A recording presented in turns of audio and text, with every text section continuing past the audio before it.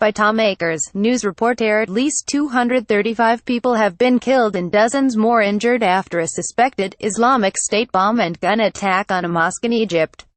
The country's government has declared 3 days of mourning following the assault on Al Rawda Mosque on Friday afternoon, one of the deadliest attacks in Egypt's modern history, which has also wounded around 109 people. The mosque is in Bir al-Abed in the volatile northern Sinai Peninsula, around 25 miles from the provincial capital of El Arish, which has been regularly targeted by IS militants in recent years. Officials said around 40 militants armed with guns arrived at the mosque, largely attended by Sufi Muslims, considered heretics by IS, in 4 off-road vehicles before detonating a bomb and opening fire from different directions, blowing up cars to block routes as people tried to escape. Image boss of worshippers on the floor of the mosque. No group has yet claimed responsibility for the attack, which came as worshippers took part in weekly Friday prayers, but state news agency MENA reports that it appeared to have been carried out by IS. The Egyptian military began conducting airstrikes in the area on Friday evening, an hour after President Abdel Fattah al-Sisi gave a televised address in which he vowed a brutal response to the criminal and cowardly attack following an emergency security meeting, insisting that it will not go unpunished. He added, "The army and police will avenge our martyrs and return security and stability with force in the coming short period." Image. The attack happened in Sinai. Eyewitness saw ambulances taking casualties to nearby hospitals. A local resident whose relatives were at the scene said they were shooting at people as they left the mosque. They were shooting at the ambulances too.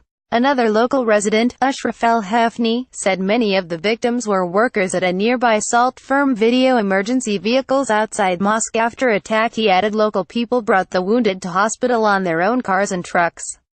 Police officers said the militants had tried to stop people from escaping from the area by blowing up cars and then using the burning wrecks to block roads. Cairo's international airport promptly boosted security following the attack, with troops seen patrolling passenger halls, conducting searches and manning checkpoints. Prime Minister Theresa May tweeted to say she was appalled by the sickening attack, with U.S. President Donald Trump condemning it as horrible and cowardly. "The world cannot tolerate terrorism. We must defeat them militarily and discredit the extremist ideology that forms the basis of their existence," Mr. Trump added. Appalled by the sickening attack on a mosque in North Sinai. "Condolences with all those in Egypt affected by this evil and cowardly act." Theresa May at Theresa_May. November 24, 2017. Horrible and cowardly terrorist attack on innocent and defenseless worshippers in Egypt. "The world cannot tolerate terrorism. We must defeat them militarily and discredit the extremist ideology that forms the basis of their existence." Donald J. Trump at Real Donald Trump. November 24, 2017. As militants have killed hundreds of police and SOLRS in the region since fighting intensified over the last 3 years, although they have mostly targeted Egypt's security forces. Earlier this year IS posted a video of the beheading of 2 Sufis in northern Sinai, accusing them of practicing sorcery, and in July the group claimed responsibility for suicide car bomb attacks on 2 military checkpoints in the region, which killed 23 SOLRS. They have also struck against Christian churches and pilgrims in the country, and a bombing in October 2014 saw the government declare a 3-month state of emergency, but Friday's attack is region's the deadliest to date.